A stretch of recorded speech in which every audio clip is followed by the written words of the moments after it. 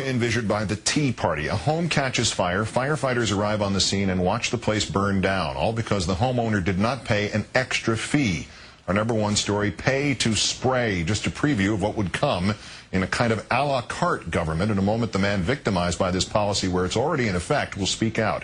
It happened in rural Obion County in Tennessee. The grandson of Gene and Paulette Cranick was burning trash near the family home when the fire got out of control. The Cranicks called 911 several times, but the fire department would not respond. Why not? Because each year, county residents must pay a $75 fee on top of taxes if they want fire protection from the city of South Fulton, and the Cranicks did not pay. The fire department eventually did show up when the fire spread to the property of a neighbor who did pay the $75 fee. Firefighters put out the blaze on their neighbor's property while the Cranick home continued to burn. South Fulton's Republican Mayor David Crocker defending what is a 20-year-old policy. Anybody that's not inside the city limits of South Fulton, it's a service that we offer. Either they accept it or they don't. Crocker telling the area newspaper The Messenger that if the fire department operated on a per-call basis outside city limits, there would be no incentive for rural county residents to pay the fee. The Messenger reporting that Mr. Crocker likened the policy to auto insurance. As an analogy, he said if an auto owner followed their vehicle or allowed their vehicle insurance to lapse, they would not expect an insurance company to pay for an unprotected vehicle after it was wrecked. In Obion County, 3 out of 8 municipal fire departments require a subscription fee. 2 of those fire departments, including South Fulton, state they will not respond without payment, while the Kenton Fire Department puts itself down as a maybe. Meanwhile, the County Commission's latest report on its fire services applauds the county's progressive credentials. Fire service is without question a basic life, property-saving emergency service. It is no less important than law enforcement, rescue, and emergency medical services. Joining me now as promised, Gene Cranick, whose home burned down as a result of this pay-as-you-go policy. Mr. Cranick, thanks for some of your time tonight under these circumstances, and allow me to express our regret here over the loss of your home. Thank you. Thankfully, your family is okay, but you're now reduced to living on a trailer on that property there, as I understand it. Can you tell us what was lost in the fire? Everything that we possessed was lost in the fire.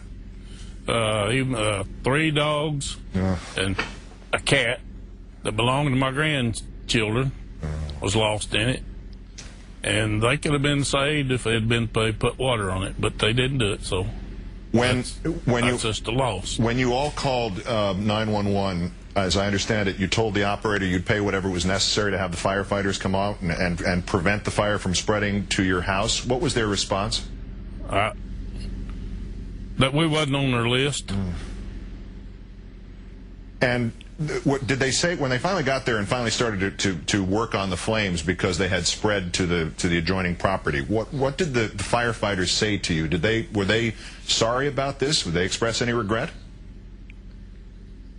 They put water out on the fence line out here. They never said nothing to me. Never acknowledged. Just stood out here and watched it burn.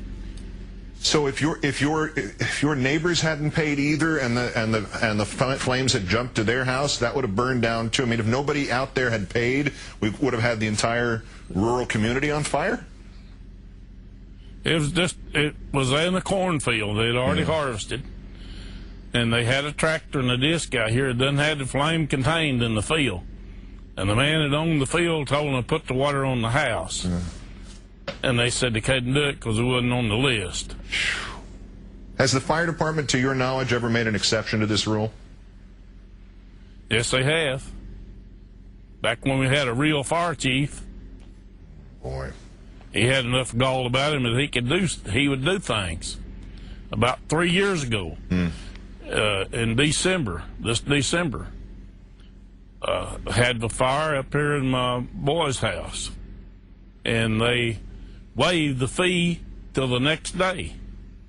But we done had the thing out before they got there, which don't make any difference. But they still waived the fee till the next day, and I went in and paid it. Have other houses in the area burned down while the fire department watched because people hadn't paid the fee?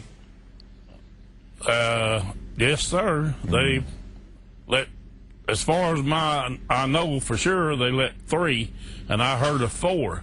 And then on the other side of Union City in the community, they let a barn burn that had horses in it. So I don't know what about that. Is your insurance going to help at all on this? My insurance is, I talked to the adjuster today, and they right on the ball. So the insurance is going to pay for what money I had on the policy, looks like. Well, at least, But it's like everything else, I didn't have enough. Oh, goodness. Gene Cranick, I don't know what else to say other than we appreciate you taking the time to explain this to us. And, again, our sympathy on what happened. It's unbelievable. I'd like to say one more thing. Please. If I can. Yes. The mayor up here said I refused to pay. I did not refuse to pay. I told him I would pay whatever it took.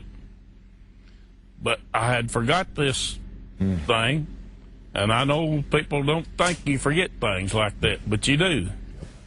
And just so happened that I forgot it, and I had to suffer the consequences for it. So, yeah. Well, you paid your taxes. One would think it would be covered in that. I'm sorry to end the interview on that note, but Gene Cranick, I thank you for talking with us. All right, thank you.